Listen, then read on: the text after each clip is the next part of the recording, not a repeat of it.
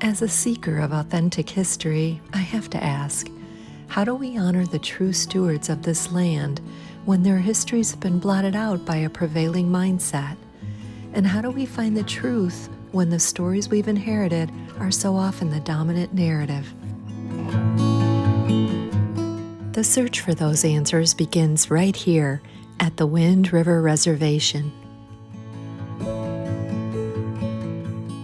For weeks now, I've been following the path of the Oregon Trail, most recently through the historic Sweetwater corridor, but just shy of South Pass, a magnetic pull drew me north.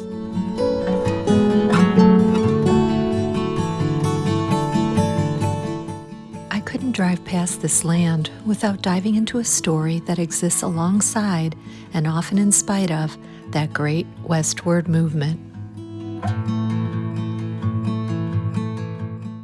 As I arrived here, I found myself searching for words. It's a landscape of intensely and solemnly beautiful contrasts, where the sheer grandeur of the mountains wrestles with the profound weight of history. These feelings instantly clashed with the Oregon Trail narratives I've been exploring.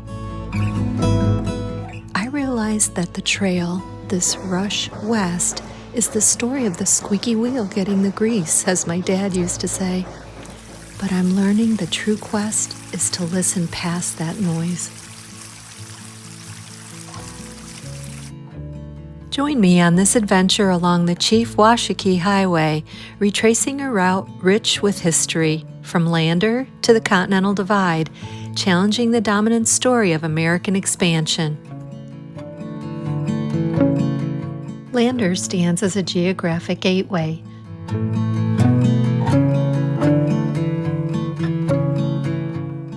But its very existence here is a stark reminder of loss.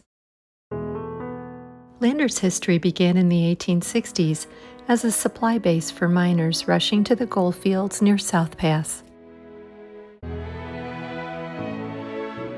The name of the river flowing through here, Popo Agie, reflects the Shoshone language meaning the river that wanders.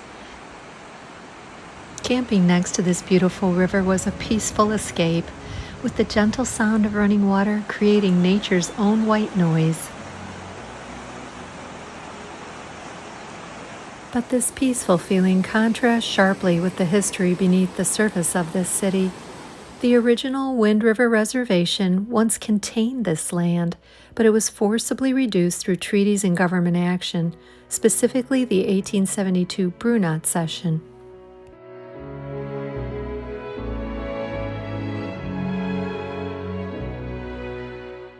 This land was considered valuable for its minerals and potential for white settlement. The prosperity of this area as we see it now was built on land taken without real consent, the core result of that prevailing mindset.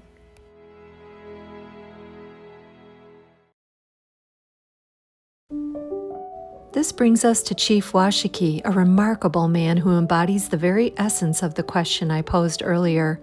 We can never truly know a man's inner perspective, but we can certainly judge his character by the monumental weight of his actions.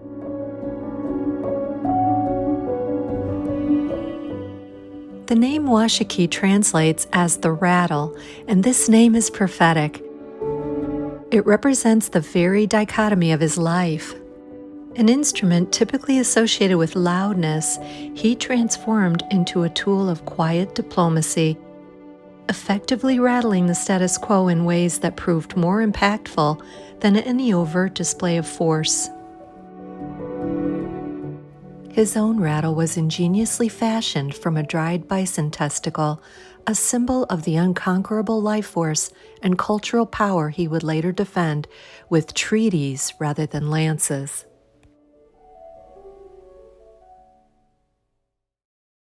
This conflict between loudness and quietness led him to face the ultimate paradox: how to secure his people's future against an enemy whose voice was literally supported by the U.S. Army. His choice? Calculated diplomacy, a subtle long game over suicidal warfare. His ability to walk this fine line is revealed at the base of Crowheart Butte. The year was 1866. Shoshone and Crow were locked in a war over vital hunting grounds, a fierce dispute over lands whose ownership had been dangerously confused by shifting U.S. government treaty boundaries.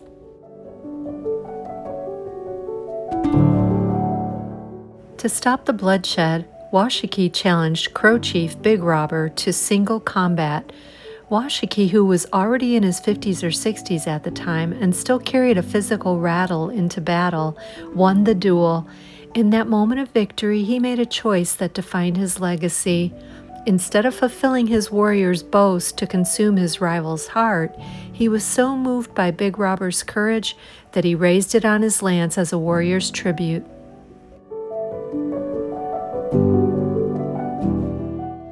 The duel was a victory, but for Washakie, it was also a profound lesson.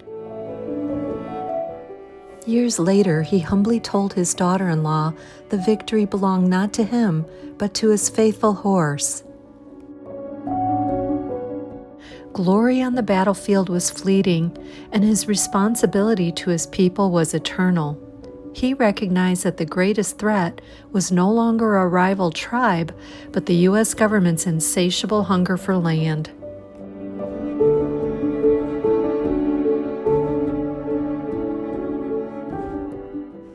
Washakie understood that the Battle of Two Hearts was fought not only for the land, but within his own soul, a terrible conflict between what was right and what was necessary for his people's survival. Possessing a rare combination of fierce courage and exceptional diplomatic skill, he chose the quiet, difficult path of mediation.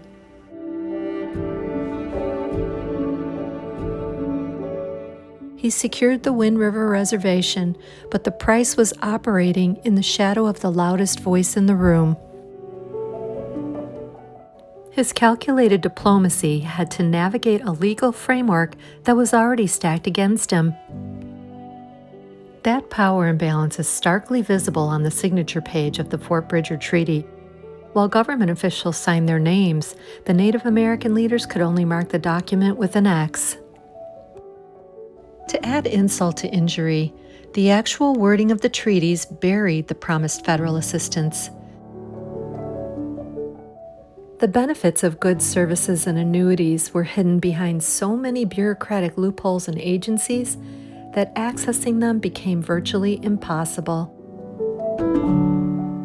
As a result, the agreements were functionally ineffective.